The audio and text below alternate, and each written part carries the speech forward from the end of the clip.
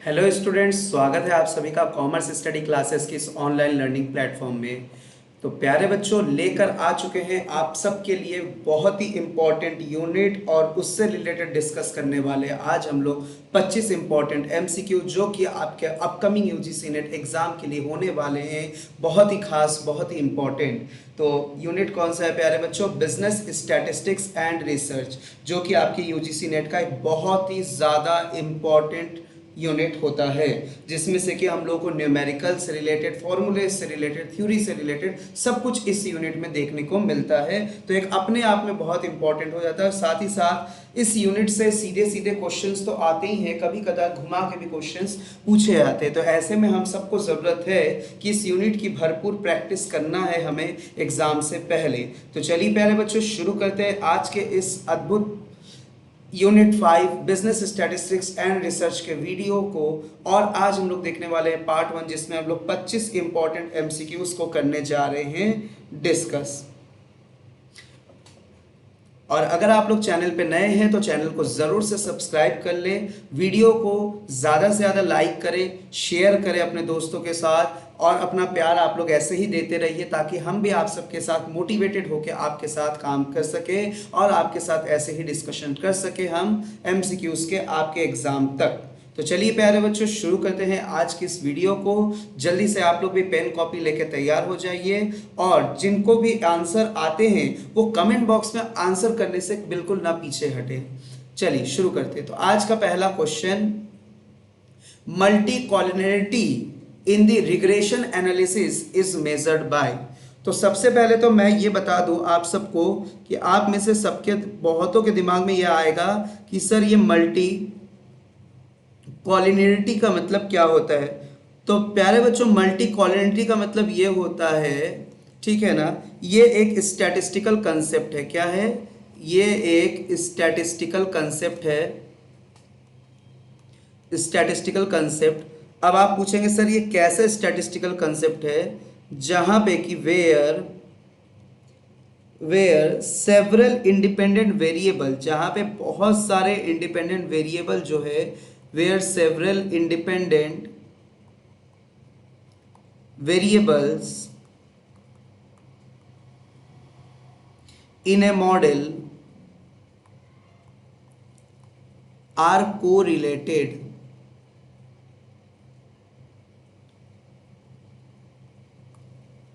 जहां पे बहुत सारे क्या हो जाते हैं प्यारे बच्चों, बहुत सारे इंडिपेंडेंट वेरिएबल्स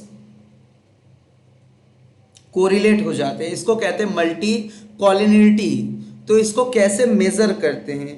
तो इसको हम लोग मेजर करते हैं प्यारे बच्चों, टॉलरेंस 1 माइनस आर का स्क्वायर, 1 माइनस आर का square. R means your correlation, ठीक है ना, आर, ये आर का स्क्वायर हो जाएगा, 1 माइनस आर का स्क्वायर, ये होगा टॉलरेंस। आइए प्यारे बच्चों, इसके बारे में कुछ और भी जान ले। Multicollinearity is the occurrence of the high inter correlation among two or more independent variable in a multiple regression model. तो मल्टीपल रिग्रेशन मॉडल में दो या दो से ज़्यादा इंडिपेंडेंट वेरिएबल जब एक साथ इंटर कोरिलेटेड हो जाए उसको कहेंगे multicollinearity. Multicollinearity can lead to skewed or misleading result when a researcher or analyst attempt to determine how well each independent variable can be used most effectively to predict or understand the dependent variable in a statistical model। तो कहने का मतलब क्या है प्यारे बच्चों? Multi कॉलिनिटी का मतलब आप लोग समझ गए, दो या दो से ज़्यादा इंडिपेंडेंट वेरिएबल जहाँ पे क्या हो जाए, एक साथ इंटर कोरिलेटेड हो। यहाँ पे मल्टी कोरिलेटी से क्या होगा, स्क्यूड और मिसलीडिंग रिजल्ट होगा जब एक रिसर्चर और एनालिस्ट अटेम्प्ट करेगा ये डिटरमाइन करने के लिए, ये पता करने के लिए how well each independent variable can be used most effectively, कैसे हर एक इंडिपेंडेंट वेरिएबल इफेक्टिवली इस्तेमाल किया गया है जिससे कि हम प्रिडिक्ट कर सके और अंडरस्टैंड कर सके डिपेंडेंट वेरिएबल स्टैटिस्टिकल मॉडल में। ठीक है, कुछ की पॉइंट्स और भी हम लोग जानेंगे इसके बारे में, जो कि आपके एग्जाम के लिए कहीं ना कहीं बहुत इंपॉर्टेंट हो जाता है। Multicollinearity is a statistical concept where several independent variable in a model are correlated. ठीक है, ये हम लोगों ने पढ़ लिया. Two variable are considered perfectly collinear if there correlation coefficient क्या हो, प्लस माइनस वन हो. ठीक है ना, जहां पे कोफिशिएंट ऑफ कोरिलेशन एक वन हो, प्लस माइनस वन हो, तो वहां पे हम समझ लेंगे वो क्या है, परफेक्टली कोलिनियर है.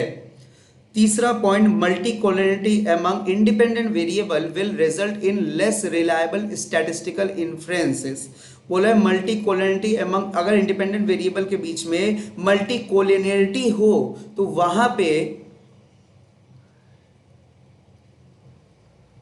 वहां पे वो रिजल्ट कम से कम, मतलब लेस रिलायबल होता है स्टैटिस्टिकल इन्फेरेंसेस को क्या करने के लिए, डिटरमाइन करने के लिए. बहुत ही ये रिजल्ट जो होता है यहाँ पे, ये बहुत ही लेस रिलायबल होता है. Next, when you are analyzing an investment, it is better to use the different type of indicator rather than multiple indicator of the same type to avoid multicollinearity. कहा जा रहा है अगर आप किसी इन्वेस्टमेंट प्रपोजल को एनालाइज कर रहे हैं तो वहाँ बहुत तरीके के इंडिकेटर का एनालिसिस करें. ठीक है ना कि आप एक ही तरीके का बहुत सारे इंडिकेटर इस्तेमाल करें जिसको कि हम लोग मल्टी कोलिनियरिटी कहते हैं. ठीक है ना, multicollinearity can lead to less reliable result. ये याद रखिएगा, एग्जाम के लिए इंपॉर्टेंट है. Multicollinearity can lead to less reliable result because the result you are comparing are generally the same. क्योंकि यहाँ पे सेम रिजल्ट होता है, सेम इंडिकेटर का इस्तेमाल होता है, तो जो रिजल्ट होता है वो लेस रिलायबल हो जाता है. तो चलिए प्यारे बच्चों, अगले सवाल की ओर हम लोग चलेंगे. अगला सवाल आप सबके सामने, properties of a good point estimator include. तो ये आप लोग का प्रीवियस ईयर का ही क्वेश्चन है, प्रीवियस ईयर में आया हुआ क्वेश्चन है कि गुड पॉइंट एस्टिमेटर का क्या क्या अच्छी प्रॉपर्टीज होना चाहिए. तो सर उसमें एफिशिएंसी होना चाहिए, बिल्कुल सही बात है सर, एफिशिएंसी होना चाहिए. सर स्थिरता भी होनी चाहिए, हाँ, और अनबायस्ड भी होना चाहिए. क्या, अनबायस्ड भी होना चाहिए. ठीक है ना, भेदभाव नहीं होना चाहिए. ठीक है, स्टेशनरिटी नहीं होना चाहिए, न्यूट्रलिटी नहीं होना चाहिए. ठीक है ना, स्टेशनरिटी नहीं होना चाहिए, न्यूट्रलिटी नहीं होना चाहिए, एफिशिएंसी, कंसिस्टेंसी, अनबायस्ड होना चाहिए. ए, सी और ई जो ऑप्शन है ये बिल्कुल सही जवाब है. ए, सी, ई देख लीजिए आप लोगों का कौन सा ऑप्शन है. सॉरी, ए, सी, ई नहीं, बी, सी, ई है ना. ये स्टेशनरी तो होगा नहीं, तो B, C, E is the correct option. B, C, E, तो बी, सी, ई जो है ये आप लोग का फोर्थ वाला ऑप्शन है. ठीक है, नेक्स्ट हम लोग आगे क्वेश्चन की तरफ मूव ऑन करेंगे. आ गया प्यारे बच्चों आप सबके सामने मैच द कॉलम, और ये बहुत इंपॉर्टेंट है. मोस्ट आईएमपी, इसको आप लोग मार्क कर लीजिए, most IMP.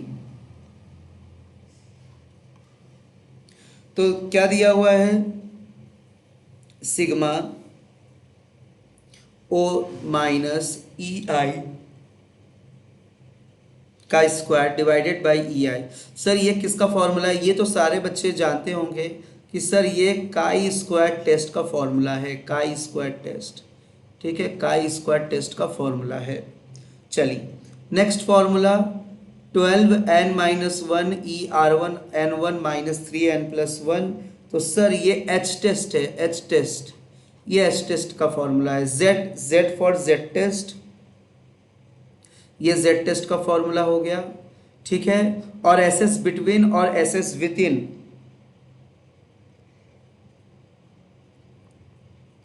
S S between का मतलब होता है सम ऑफ स्क्वायर. क्या, सम ऑफ स्क्वायर. और ये चीज़ कहाँ होता है, तो सर ये एफ टेस्ट में होता है, एनोवा में होता है. तो यानी कि हम सबको आंसर मिल गया. सर क्या आंसर मिल गया आप लोगों को, सर देखिए ए का फोर्थ वाला हो जाएगा, चलिए बहुत बढ़िया.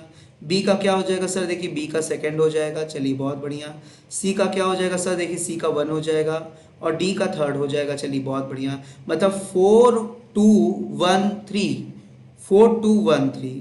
तो मैच कर लीजिए कौन सा है, 4 2 1 3, 4 2 1 3, ये ऑप्शन आपका सही होगा. नेक्स्ट आगे क्वेश्चन की ओर हम लोग चलेंगे प्यारे बच्चों। आगे क्वेश्चन दिया है सर, फिर से आ गया मैच द कॉलम का क्वेश्चन। क्या सर मैच द कॉलम हम लोग से इसका पीछा नहीं छूटेगा?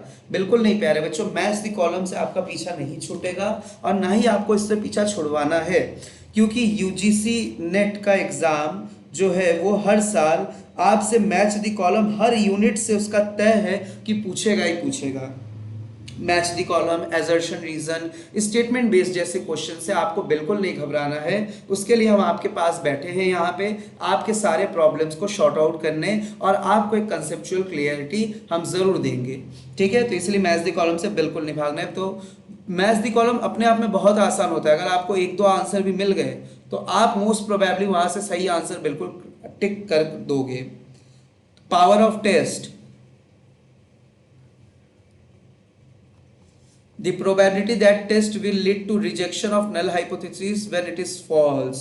ये है पावर ऑफ टेस्ट, कि जब हम नल हाइपोथेसिस को रिजेक्ट करें जब वो फॉल्स हो, this is called the power of test. अब देखिए ए का 4, तो ए का 4 अपने को एक ही में मिल रहा है। देखिए यहीं से आप बन गया आपका आंसर, मिल गया आपको number.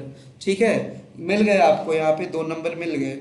Standard error, standard deviation of an estimated from a sample, ये है स्टैंडर्ड एरर। ठीक है, जल्दी से स्टैंडर्ड एरर का फॉर्मूला आप लोग कमेंट बॉक्स में कमेंट कर दीजिए। पी वैल्यू किसको कहते हैं सर? पी वैल्यू कहते हैं maximum level of significance at which the null hypothesis would be accepted. Null hypothesis को H0 से डिनोट किया जाता है। ठीक है ना, ये भी दिया जा सकता है। एफ टेस्ट क्या होता है? Test for significance of regression equation, test for significance of regression equation. तो मिल गया आप लोगों को सारे जवाब, ये ऑप्शन करेक्ट है। चलिए प्यारे बच्चों अगले सवाल की ओर चलेंगे हम लोग। Which one of the following distribution aptly describe the ownership of income and property in a capitalist economy? Which one of the following distribution apartly describe the ownership of the income and property in a capitalist economy? तो sir इसको हम लोग कहते हैं Pareto distribution. क्या? Pareto distribution. Sir क्या इस Pareto distribution के बारे में थोड़ा सा हम लोग को डिटेल बता देंगे? क्यों नहीं, चलिए। तो पेरेटो डिस्ट्रीब्यूशन क्या होता है? तो sir Pareto distribution name after the Italian civil engineer, economist and sociologist Vilfredo Pareto, इनके नाम का। तो पेरेटो एनालिसिस किसने दिया है? विल्फ्रेडो। पेरेटो डिस्ट्रीब्यूशन किसने दिया है? विल्फ्रेडो पेरेटो ने।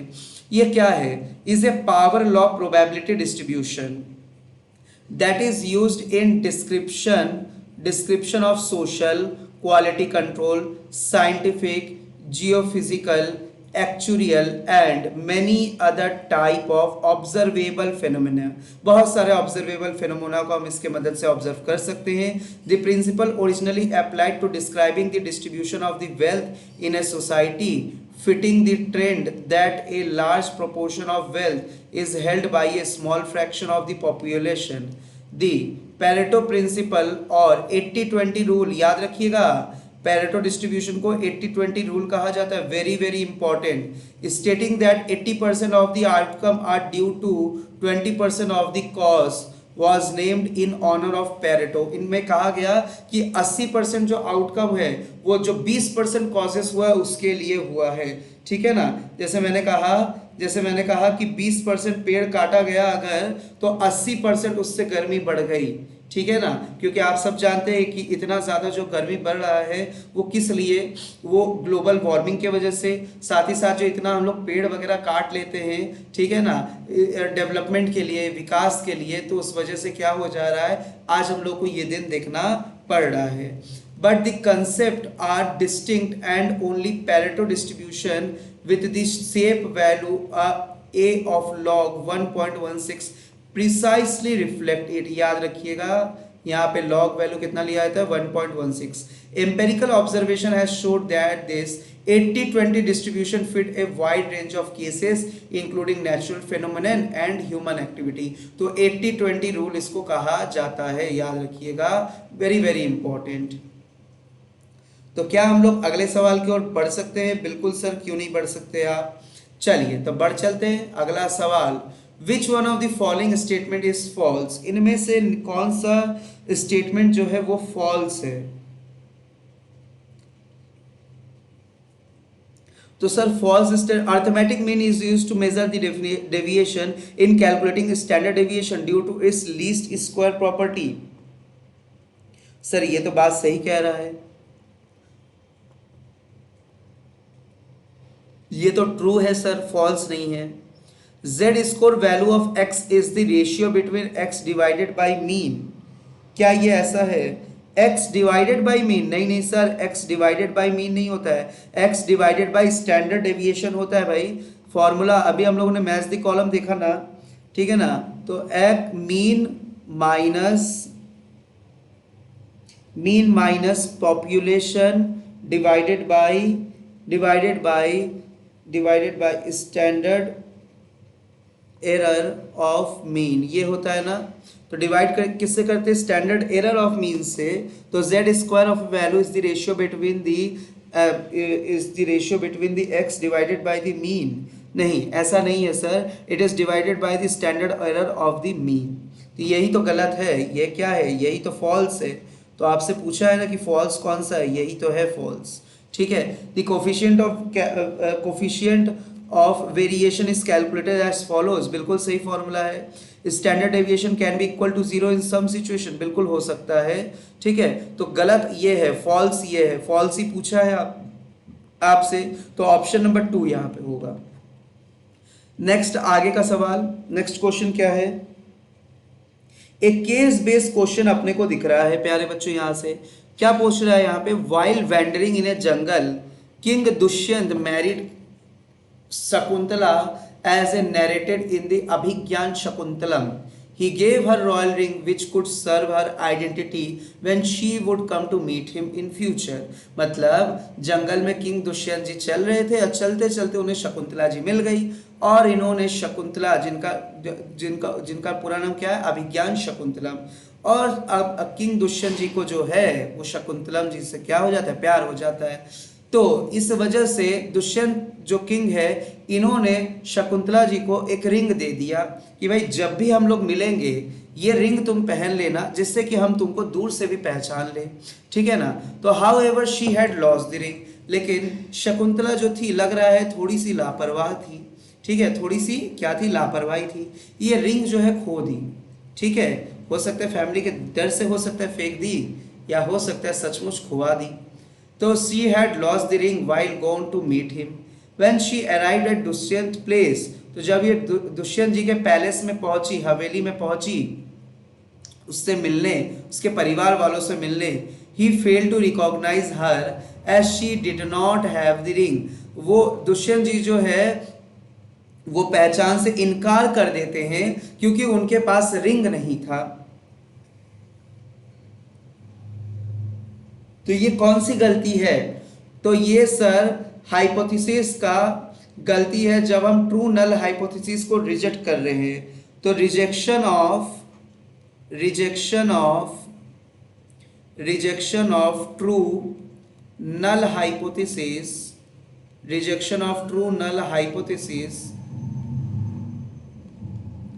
When it was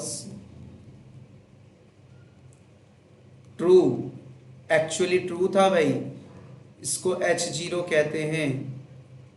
type 1 error हो गया ये, except rejecting the true null hypothesis, type 1 error, ठीक है। चलिए, बढ़िया क्वेश्चन था ना।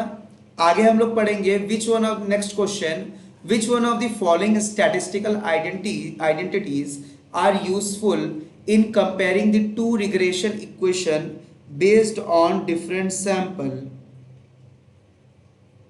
Which one of the following statistical identity are useful in compare, जब हमें दो रिग्रेशन इक्वेशन को कंपेयर करना हो उनके सैंपल के अकॉर्डिंग, तो हम कौन से स्टैटिस्टिकल आइडेंटिटीज का इस्तेमाल करते हैं? तो सर यहाँ पे जो हम लोग इस्तेमाल करते हैं adjusted R square multiplied by R square, इस चीज़ का इस्तेमाल करते हैं, एडजस्टेड आर स्क्वायर का। वेरी वेरी इंपॉर्टेंट आपके एग्जाम के लिए। सर ये एडजस्टेड आर स्क्वायर को थोड़ा बता देंगे क्या? बिल्कुल बता देंगे। Adjusted R square is a corrected goodness of fit. तो गुडनेस ऑफ फिट किसको कहते हैं हम लोग? काई स्क्वायर टेस्ट को। तो काई स्क्वायर टेस्ट को जब आप करेक्टेड फॉर्म में इस्तेमाल करेंगे तो उसको हम लोग कहते हैं adjusted R square. Model accuracy measure for linear model को ये मेजर करते हैं, ठीक है ना।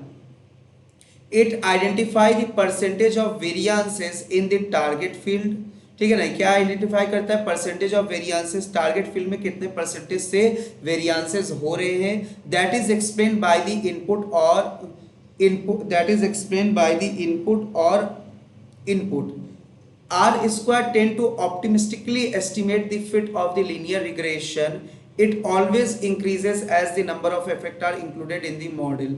तो R square optimistically estimate किया जाता है linear regression में फिट हो रहा है कि नहीं, उसके लिए optimistically estimate the fit of the linear regression, कितना फिट बैठ रहा है। It always increases as the number of effect, जैसे जैसे इफेक्ट बढ़ेगा वैसे वैसे ये भी बढ़ता चला जाएगा। Adjusted R square attempt to correct for this over estimation.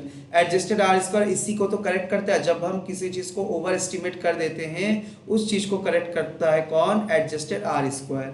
Adjusted R square might decrease if a specific effect does not improve the model. तो ये है प्यारे बच्चों, इन चीज को आप लोग यहाँ पे वैल्यू दिया है, ठीक है ना। तो इसको आप लोग जरूर से इस दो पैराग्राफ को आप पढ़ लेंगे जरूर से, ठीक है ना। जरूर से आप लोग एक बार रीड ऑन कर लीजिएगा इसको। चलिए आगे बढ़ेंगे हम लोग। Given below two statement, the probable error of the coefficient of correlation is defined as PE is equal to 1 minus R square divided by L। क्या ये सही है? नहीं सर, ये सही तो नहीं लग रहा है, क्योंकि सर प्रोबेबल एरर का मतलब होता है 0.6745 ऑफ स्टैंडर्ड एरर, ये होता है सर, ठीक है ना। और we can say 0.6745 multiplied by 1 minus R square divided by N. Sir क्या ये फॉर्मूला अधूरा है क्या? बिल्कुल सही बात है। तो उस हिसाब से ये स्टेटमेंट रॉन्ग हो गया, स्टेटमेंट 1 गलत हो गया। तो स्टेटमेंट 2 देखे, when a null hypothesis is true but the test statistical reject if there is it is known as type 1 error. अभी अभी हम लोगों ने पढ़ा शकुंतला जी का और दुष्यंत जी के बारे में, तो बिल्कुल ये तो सही जवाब है। तो सर स्टेटमेंट 1 गलत है और स्टेटमेंट 2 सही है। Statement 1 is incorrect and statement 2 is correct, ये वाला आंसर होगा ऑप्शन नंबर 4। चलिए क्वेश्चन नंबर 10 की ओर चल गए हम लोग अब। तो क्वेश्चन नंबर 10 में बोल रहा है, in a statistical experiment and effect size is described as. तो effective testing of hypothesis, probable success of an experimental manipulation, quantitative measurement of the magnitude of the experimental effect, standardized measurement of the magnitude of the effect observed in an experiment। तो in statistical experiment and effect size is described as the, उसके quantitative measurement से describe करेंगे ना प्यारे बच्चों, quantitative measurement of the magnitude of the experiment. तो किसी भी स्टैटिस्टिकल एक्सपेरिमेंट में उसका जो भी इफेक्ट होगा वो उसके क्वांटिटेटिव मेजर से ही उसके मैग्नीट्यूड के बारे में हम लोग बता सकते हैं। आइए थोड़ा सा इसके बारे में और भी जान ले। In a statistics and effect size is a value measuring the strength of the relationship between two variable in a population or a sample based estimate of that quantity. It can refer to the value of a statistics calculated from a sample of data. The value of a parameter for a hypothetical population or to the equation that operationalize how statistical or parameter lead to the effect size value।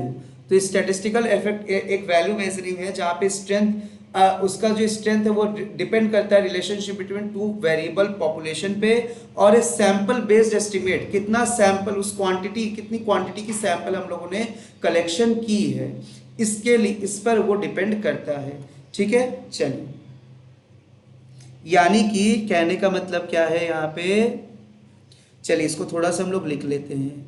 ठीक है, जल्दी से आप लोग भी note down कर लेना कि the larger the effect size the stronger the relationship between two variable. The larger the effect size, इसका यही क्रक्स पॉइंट है जो मैं अभी आप लोग को लिख रहा हूँ, ठीक है ना। The larger the effect size the stronger the stronger will be the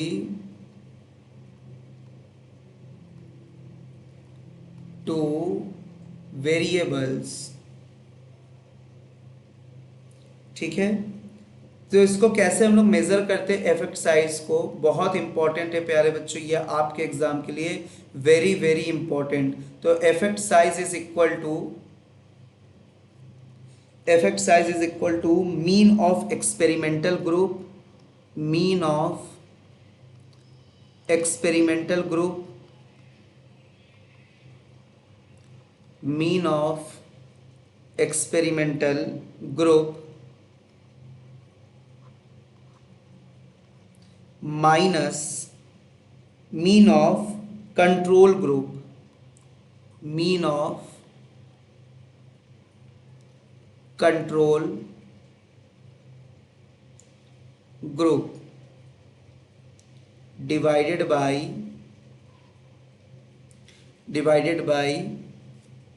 standard deviation, ठीक है ना। ये इसका इफेक्ट साइज निकालने का ये फॉर्मूला होता है। तो आप लोग भी अपने नोट्स में जरूर से इसको नोट कर ले। चलिए आगे बढ़ेंगे हम लोग अगले सवाल की तरफ। विच one of the following is not an assumption of the simple linear regression model, कौन सा नहीं होता है, ठीक है ना, कौन सा इनमें से नहीं है इसका क्या एजम्पशन। तो आइए पढ़ते हम लोग। The set of expected value of dependent variable y for a given value of independent variable x are normally distributed, ये तो बिल्कुल सही बात है सर, ठीक है। अगला पढ़ेंगे हम लोग। The standard deviation and variance of expected value of the dependent variable about the regression line are constant for all value of the independent variable x for the set of observation in a sample। Sir ये भी तो सही कह रहा है, ठीक है ना। The dependent variable एक continuous variable होना चाहिए, बिल्कुल सही बात है। The error in the value of y are identical observation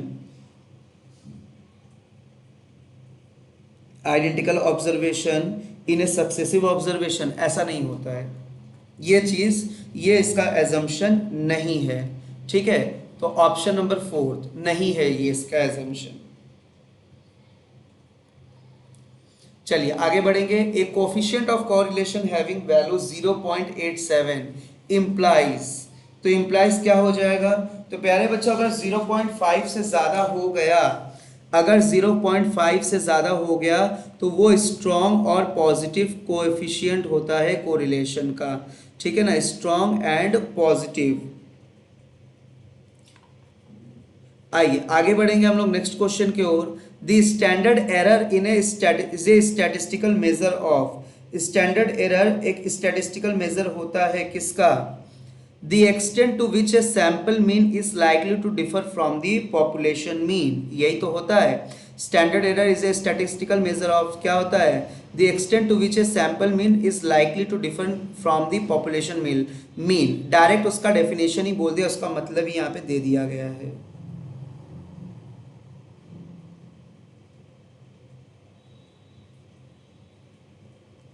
ठीक है आगे चलेंगे हम लोग। Which of the following construct hold true for research, analysis and design?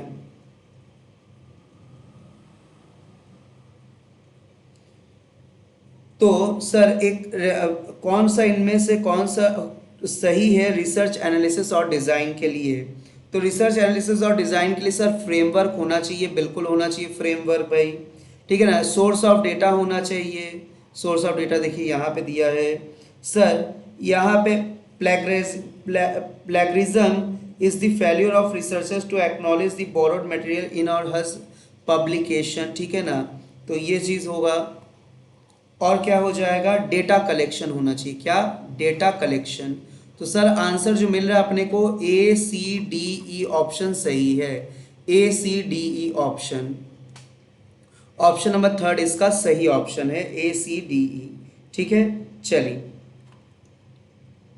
एक बार आप लोग यहाँ पे Cronbach's alpha is a way of assessing the reliability of comparing the amount of shared variance of covariance among the item make. एक बार आप लोग इस टेबल को देख लेंगे, ठीक है ना, इस टेबल को देख लेंगे आप लोग, बहुत इंपॉर्टेंट है, रूल ऑफ थंब रिजल्ट का ये टेबल है, ठीक है। साथ ही साथ यहाँ पे कंटेंट वैलिडिटी किसको कहा जाता है? A test is a content validity is one that content a fair sample of the task and skill actually needed. जो टास्क स्किल हमें चाहिए किसी चीज के लिए, वाकई में वो कंटेंट वहां पे अवेलेबल है, तो हम उसको कहेंगे कंटेंट वैलिडिटी, ठीक है ना, उसको हम लोग क्या कहेंगे? कंटेंट वैलिडिटी कहेंगे। Construct validity refers to how well the measure behaves according with the theoretical hypothesis. Test validity, the degree to which the test such as chemical, physical, scholastic accurately measure, कितना accurately measurement किया जा रहा है। और criterion validity, a measure criterion validity is an estimate of how well it agree with a gold standard. The lack of gold standard criterion validity assessment for questionnaire based measure is a key issue. तो सारे validity को आप लोग पढ़ लेंगे ज़रूर से, आपको ज़रूर इसका नॉलेज होना चाहिए। तो प्यारे बच्चों, अगला सवाल, which of the following statement is correct? कौन सा इनमें से निम्न स्टेटमेंट सही है? The difference between the sample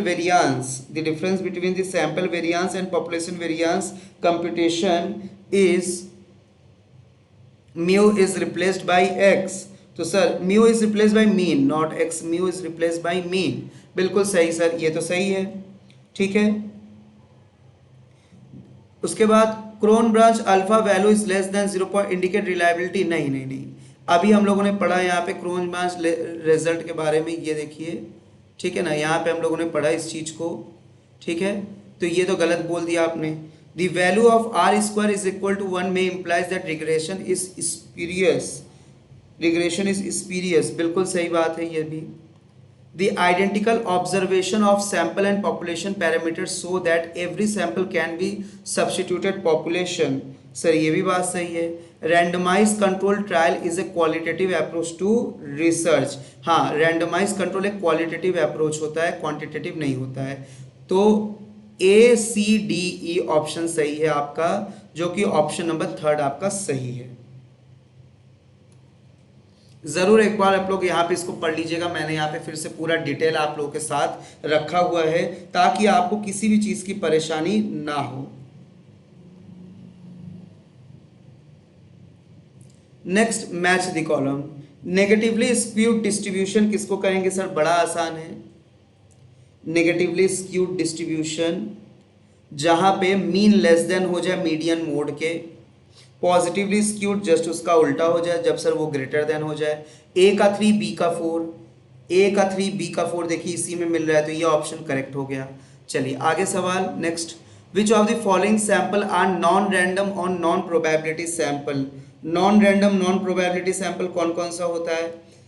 तो देखिए सिंपल रैंडम सैम्पलिंग होता है, ठीक है ना, प्रोबेबिलिटी सैम्पलिंग होती है, और रेप्लिकेटेड सैंपल भी प्रोबेबिलिटी सैम्पलिंग ही होता है, ठीक है। परपोजिव सैम्पलिंग रैंडम सैम्पलिंग होता है, बट सर क्लस्टर सैम्पलिंग और कोटा सैम्पलिंग ये हमारे नॉन रैंडम प्रोबेबिलिटी सैम्पलिंग होते हैं, बी और सी। तो बी और सी जो है वो सही आंसर, सॉरी बी और डी गलत लगा दिया क्या मैंने यहाँ पे?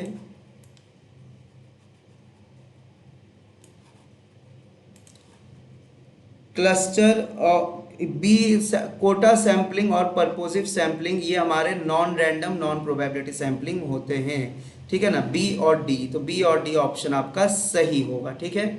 चलिए, विच ऑफ द फॉलोइंग, आप देख रहे हैं आंसर सही पता होने के बावजूद भी गलत ऑप्शन मार्क हो जा रहा है। ये एग्जाम में कैंडिडेट से भी होता है, तो आप लोगों को इन्हीं चीज़ों से बचना भी है। एग्जाम में हड़बड़ी बिल्कुल नहीं करनी है। वैसे तो मैं यहाँ पे हड़बड़ी नहीं कर रहा हूँ बिल्कुल भी, क्योंकि मैं एक चीज़ को आपके साथ डिटेल में डिस्कस कर रहा हूँ, बट फिर भी मैं आप लोगों को कह दे रहा हूँ कि अक्सर बच्चे हड़बड़ी में गलती कर जाते हैं।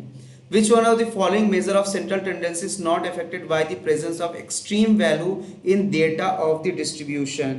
तो पोजिशनल एवरेज, ठीक है ना, पोजिशनल एवरेज नहीं अफेक्टेड होता है, ठीक है। पोजिशनल एवरेज क्या होता है? मोड, मोड आपका पोजिशनल एवरेज होता है, ठीक है, ये एक्सट्रीम वैल्यू से अफेक्टेड नहीं होता है। Which of the following are complete experimental research design, तो कंप्लीट एक्सपेरिमेंटल रिसर्च डिजाइन होता है फैक्टोरियल डिजाइन। फैक्टोरियल डिजाइन क्या होता है? It is used to investigate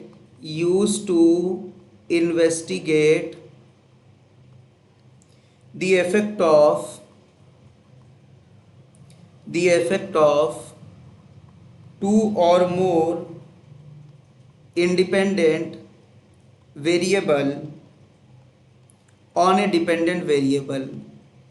dependent variable, ये होता है, ठीक है।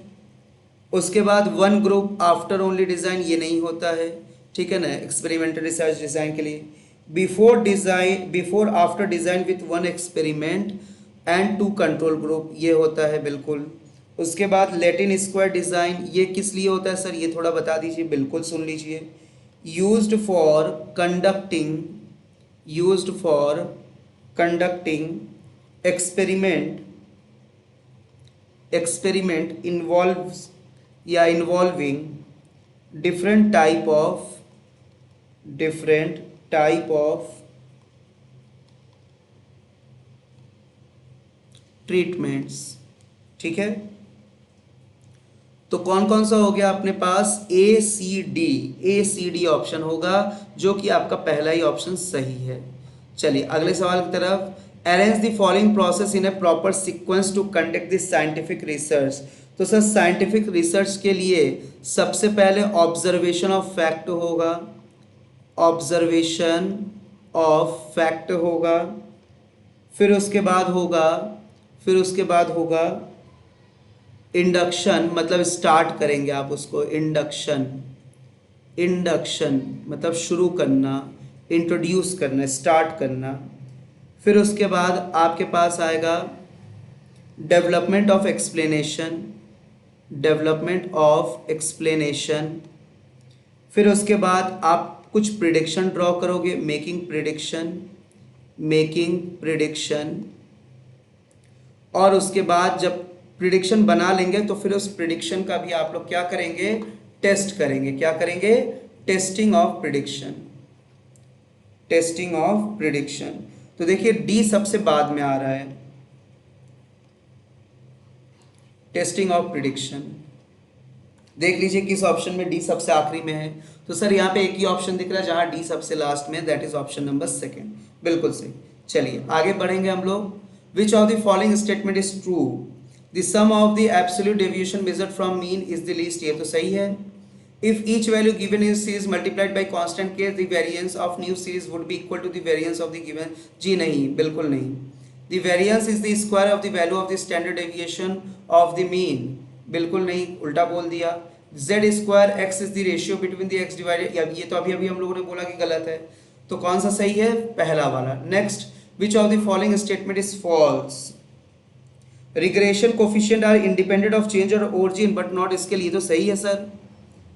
Both the regression coefficient cannot assume a value ignoring algebraic sign greater than 1, ये भी सही बात है। Regression coefficient of the two variable may have different algebraic situation for real life situation, नहीं सर ये तो गलत बोल दिया। रियल लाइफ सिचुएशन के लिए तो आपको डिफरेंट नहीं, सेम होना चाहिए। Coefficient of correlation is independent of the change of origin and scale of data, बिल्कुल सर, coefficient of correlation दोनों में ही इंडिपेंडेंट होता है। Next match the column. ANOVA क्या है सर? ये एक पैरामेट्रिक टेस्ट है to test the hypothesis of different in more than 2 sample, तो ये हो गया ए का 2। जेड टेस्ट क्या होता है? हाइपोथेसिस टेस्टिंग होता है फॉर लार्ज सैंपल के लिए when standard deviation is known और अननोन, ये जेड टेस्ट हो गया, ठीक है ना। मतलब ए का सेकेंड, बी का 4, काई स्क्वायर टेस्ट पता है आप लोगों को, ठीक है ना, हम लोगों को पता है सर वो क्या है, फिटनेस ऑफ वेल की बात करता है काई स्क्वायर, ठीक है ना। तो सी का 1 हो गया, तो इस हिसाब से फिर डी का 3rd हो गया।